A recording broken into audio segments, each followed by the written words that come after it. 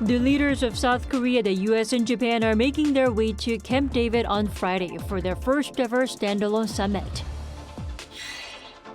How will the three leaders build and polish a trilateral cooperative mechanism to tackle North Korea and other regional challenges? What does it mean for the three sides to regularize their trilateral summit? And what lingering issues are we seeing both at home and abroad ahead of Japan's release of the Fukushima wastewater?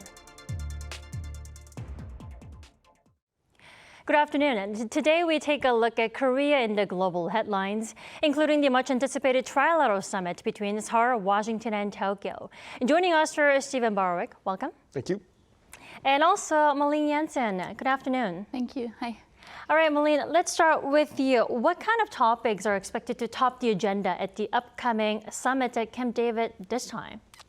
Yes, so it is expected that South Korea and Japan and the United States will talk about joint initiatives on a number of different topics, technology and education and defense. But one of the main points are some of the regional challenges that are right now in Asia. And here is one of the key points, North Korea, where it's expected that there will be talk about what kind of defense initiatives to take against North Korea and whether the defense should be stepped up. So those will be the main points for the summit. Right, their mutual interests vary from economic cooperation to security issues, including North Korea issues, right? Yes. But the thing is, their defense cooperation is expected to sharpen even sharper. Now, how much more defined will it be, Stephen, this time? Well, just on Tuesday in his Liberation Day speech, President Yoon referred pretty openly to the possibility of real-time missile and nuclear weapon defense information sharing. And that's just a pretty simple idea that like if troops of one of these three countries detect some kind of activity or a launch or some kind of movement, they would have a direct channel to right away share that information with their counterparts in the other countries. And this is the typical kind of thing that militaries do all the time. I think the question at the summit will be if they are able to kind of institutionalize this, if they're able to create a formal and durable mechanism that would allow this to continue indefinitely. And just like taking a step back, you would think this is just a kind of prudent measure. North Korea is going to continue. There's no sign that North Korea is going to stop carrying out weapons tests or really come forward for any kind of meaningful negotiations at any time soon. So I think that's the kind of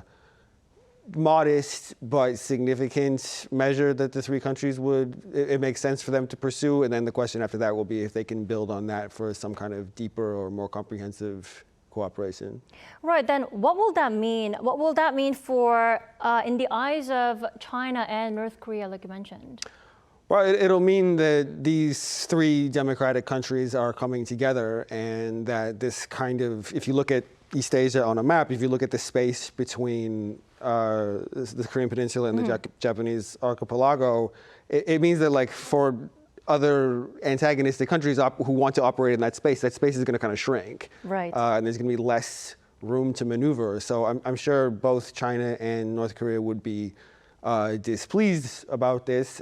China is pretty open about wanting to compete with the US for room to maneuver and for domination in East Asia. And it tries to, in both coercive and non-coercive ways, it tries to encourage South Korea to take its side on a number of these issues. So, but the Yoon administration has been pretty boldly assertive in how he deals with China. Even before he was elected, like a big part of his campaign was that he was going to take a tougher line on China. He was not going to leave Korea vulnerable to Chinese coercion or intimidation. And a lot of this comes down to, so viewers can really understand what's behind a lot of this. This all comes down to those chips that are in your phone and in your car and in all these other things. The Chinese economy is very reliant on semiconductors from South Korea because Chinese companies, at least as of now, are not able to produce the kinds of very advanced semiconductors that South Korean firms can make. So even if officials in Beijing are quietly displeased with what South Korea is doing,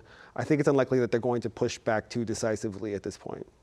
Right, the fact that three are bonding more than ever can be seen as a threat to China especially, right? Well, I hope they wouldn't see it as a threat exactly, because there's no reason for them to see it as a threat, because if you look specifically at what the South Korea and the US and Japan are talking about, it's all quite defensive in nature.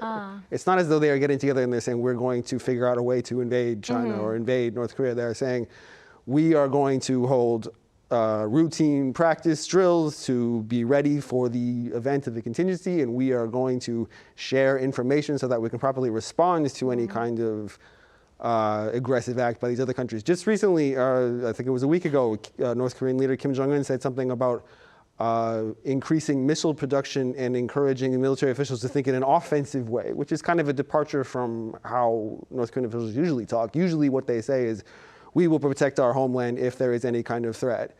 Whether or not that amounts to like a real substantive or a long-term change in their posture, we don't really know yet. But as I would entirely expect China and North Korea to come out with some sort of statement decrying this, but I think for anybody trying to understand it, it's important to note that the US, South Korea, and Japan are not getting together planning to invade anybody. They are getting together planning to defend themselves, and in a bigger sense, defend what President Yoon really likes to call the rules-based international order, which is a concept that he keeps coming back to and seems to animate his interactions with both his counterparts in both the US and Japan. Good point. Thank you. Now, Malene, the three sides are trying to regularize their trilateral summit, possibly once a year thing, right? Why do the three sides feel the need to do so? Well, I think generally it's because of the current world order. As we just talked about previously, there are a lot of issues regarding China, some regional instability right now in Asia in general, with China, with North Korea, and also the war between Russia and Ukraine is also having an impact on what's going on in Asia right now. So I think all of these reasons are very good reasons to explain this summit, and that it will continue for a few years. And another interesting aspect is that Yoon Suk-yeol has worked really, really hard to improve ties with Japan at the moment. So for many years, we have seen that there has been huge diplomatic issues between Japan and Korea. And now it seems like we have a Korean president who really, really wants to work and emphasizes to have a better relationship with Japan, which opens up for the possibility of these kind of summits. And there's also no denying that President Joe Biden is pushing for South Korea and Japan to have more cooperation, and to also have more cooperation, just the two countries, against North Korea and against China.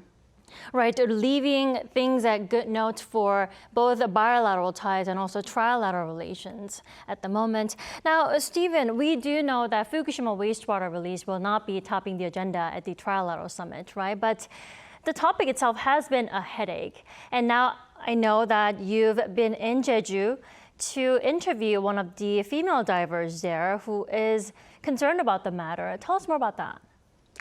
Yes, for viewers who are perhaps not familiar, these are kind of legendary figures on Jeju Island. These are mostly middle-aged women who spend their days diving for sometimes for hours at a time, and they're able to hold their breath for really long, and they have a lot of physical stamina where they can come up to the surface and take breaths, and then go back down and grab sea urchins, I think they're called, and other kinds of sea life by hand that they then sell. So naturally, they're concerned with the concept of a large amount of wastewater being put into the ocean, even though Fukushima is quite far away. I mean, there's a scientific debate over just how much effect this will have over the local ecosystem, and I'm not going to comment on that scientific debate because I don't know enough about it. But I did find it. Just as a reporter, my job is animated by a belief that it is worth going places and talking to people in person, because from that you can gain a really special kind of insight, and you can get a sense of what people are thinking and get a sense of people's day-to-day life. So I did find it quite moving to see these women doing what, as someone who taps on a laptop for a living, seeing people whose lives are really dependent on the natural world, and for whom things like a clean environment is not just a kind of abstract concept. This is literally what they rely on for their livelihood. So this one diver gave me this interesting quote where she just kind of talked me through her day, and she said, like, over the course of a day, I go down and I come up, and I go down and I come up, and whether I want to or not, I end up drinking this water. Aww. It goes into my body. And she said, not just once, but many times a day, every day. Right. And she said, so like, isn't it logical for me to think that even if there is only a small amount of harmful materials in this water, like, isn't it reasonable for me to think that this is going to affect me in some way? And I think people in Korea, or maybe people in Taiwan, or people in Hong Kong, like, we're seeing some kinds of resistance popping up around the region. I think for some, it's kind of reasonable for them to think, like, my ecosystem, my livelihood is going to be changed in a way that I had no say in. These people had no, they were not in dialogue with the Japanese government about this. They were not in dialogue with the international authorities about this. And I understand their concerns, and as a kind of neutral observer, I just hope that this ends up not being an environmentally harmful thing, and that this tradition of haenyeo diving can continue in Jeju, because it's a special and really interesting kind of thing. Right, it all matters because their livelihoods depend on that ocean that could be possibly connected to that unfortunate wastewater. Yeah, and Jeju is.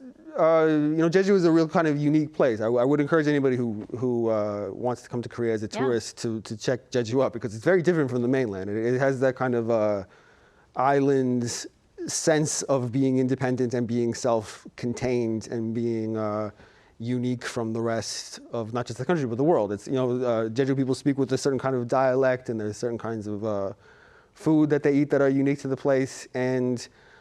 But when you talk to people there, you do get the sense that they consider themselves independent in some ways, but they also consider themselves to be quite dependent on the natural world and on specifically the ocean. Everywhere you go in Jeju, you can smell the ocean, and you can feel the breeze coming off of the coast. And there's a real intimate connection between the people who live there and the waters that surround them. So you could easily be a Jeju correspondent. Wow, hey, if any company wants to send me there, I'm happy. All right, now let's move on to China, Malene. China recently allowed group tours overseas for the first time in nearly 3-4 years. Now, what's the motive behind the decision? Is it because they're done with the pandemic? What is it? Well, I think experts claim that it is to revitalize the economy because China's economy has been struggling, and especially a lot of Chinese travel agencies that are hosting these group tours have been struggling a lot. So even though the tourists will go abroad, it will be organized by Chinese travel bureaus, and they really, really need that extra money. Moreover, actually, the group tours to South Korea will finally return as well, which is quite a surprise, since the group tours from China to South Korea have been stopped for almost 6 years, actually since 2017, because there have been some issues between South Korea and China after South Korea decided to incorporate the THAAD system, which is a defense system from the United States, which angered China so much that they decided to halt these group tours. However, now they're resuming them, and it seems that it is China's way of both boosting their own economy. South Korea is one of their closest neighbors, and many Chinese people are interested in traveling to Korea because of K-pop, because of the food, because of the close culture, and like maybe some of them sharing the same historical ties and some of the same feelings. And this may also be a way of China to try to change the Korean mindset about Chinese people at the moment. Because as we have seen in a lot of different surveys and so, it seems that many Korean people are not that fond of Chinese people. Actually, it seems that the anti-sentiments towards Chinese people in South Korea right now is bigger than the anti-sentiment towards Japanese people. And for that reason, maybe China is hoping that by restoring these group tours, they can in some way improve the South Korean image of Chinese and also the Chinese people's image of South Koreans. Indeed. So what you're saying is improving the sentiment among Chinese people on South Korea and the South Korean people, and also revitalizing the local economy. Yes. Then, Stephen, how is this good news for South Korea? Before I get to South Korea specifically, I think that China has become such a big and powerful country that it affects so much of what goes on in the world. And I personally think we should welcome any sign from China to want to be more open and less isolated. So I think it's good that China is making this decision to let more Chinese people go abroad and see the rest of the world and interact with people in other countries.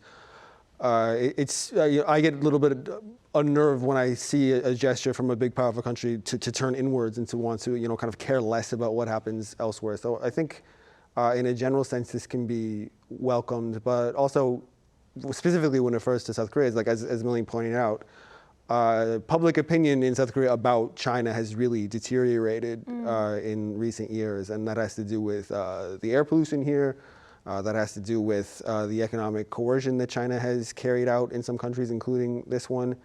So this could be a kind of modest step toward improving that. And I mean, it's hard to think, I was here before the THAAD issue played out, and the role of China and of Chinese tourism and of China, like interaction with China generally just seems to be growing and growing and growing in Korea. And the ties between the two sides were expanding and expanding, and then that all changed kind of suddenly. So there are certain sectors, tourism and a few others, cosmetics and retail and things that had grown to really orient themselves towards appealing to China's visitors and customers from China. They will be very happy at this news.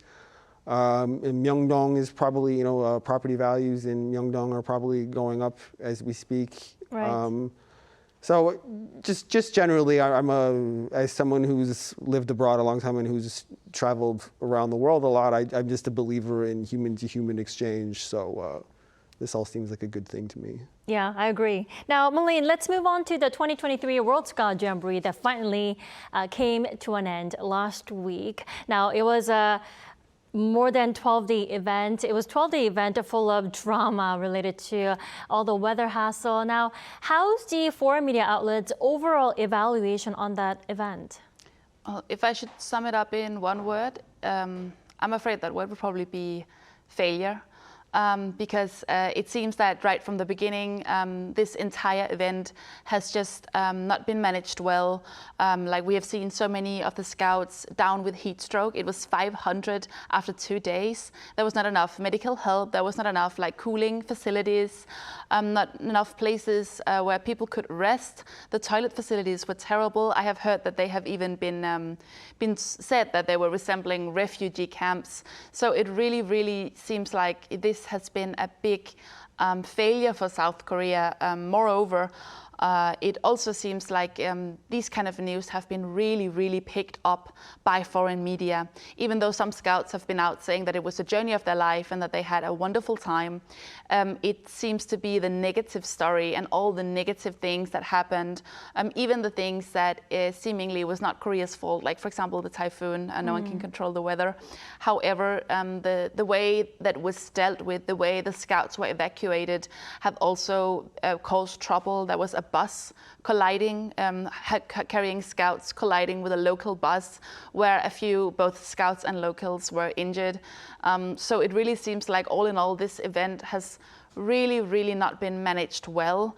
It also appears that many of the funding that has been for this event, that has been 6 years in the making, have actually ended up on business tours that are seemingly completely unrelated to any kind of scout event. Maybe we're seeing a kind of corruption scandal in the making. And I also think that in the future, this will affect Korea's ability to host these kind of big global events. Like, for example, the prospects of holding the Busan World Expo might be damaged by this big failure of a scout camp. I hate to say that. It is seen as a failure. But Stephen, let's turn to you. What's your evaluation, or foreign media outlets' evaluation from your perspective?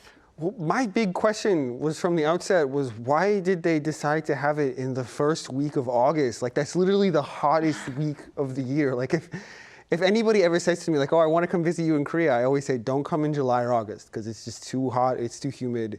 You're just not going to have fun. But the thing is, it's been held around this time of the year, and it's been just the horrible situation where the heat and all the wind and the rain came all together. But it's always like the tone of surprise about the weather in some foreign media outlets I found kind of surprising because it's like, do they not realize like I've lived in Korea for a bunch of years. Like it's that particular week is the hottest week of the year. It's when the rainy season has ended. Monsoon season. Yeah, and the ground is saturated with rainwater, and then the sun comes out. And it's this like perfect storm of heat and humidity. So I felt like that was a flaw that was kind of built into the hosting of the event. Like if I was involved in this event, I would have really raised concerns about that. I don't know I didn't really know anything about scouts before this. Is it perhaps that like built into the idea of scouting is like kind of roughing it outdoors and like that you're enduring difficulties? Like is that part of it? Because that might explain like why it was hosted in this pretty uncomfortable place and like why they didn't have a big air-conditioned space or like why they didn't have some of this other stuff that would have made this a lot more comfortable. Like in one of the stories I did, like I quoted some Korean politician who got some flack online for saying like, oh, this is a sign of how young people are kind of fragile. And, no, we cannot blame that. Well, I don't think we should. I'm not trying to blame anybody, but I'm just. I guess I'm just asking questions about like, what is the objective of a scouting event? Is it supposed to be really comfortable, or is it supposed to be kind of adventurous? Like I don't know. That's another story. Yeah, I don't know the answer to that question. So. Well, what we do know is that we've gone through this experience, and we have learned the lessons to prepare more, even what we have done to host bigger events like the 2030 World Expo possibly, and also the World Youth Day in 2027. Yeah, I don't know about World Youth Day, but I think something like World Expo is, Korea has successfully hosted 2 Olympics. It's successfully hosted a World Cup. I don't think big events are in any way beyond the capacity. But one thing that I think made this particular event challenging was that so much of it is outdoors. If you're hosting the World Expo, if you're hosting the Olympics, everybody's staying in a hotel. And if the weather's bad, you can just go back to your hotel. All right. Thank you, Stephen, so much for your insight today. And also, Malene, thanks for joining us today. Thank you. All right. That is all we have for today. We thank you for watching Issues and Insiders.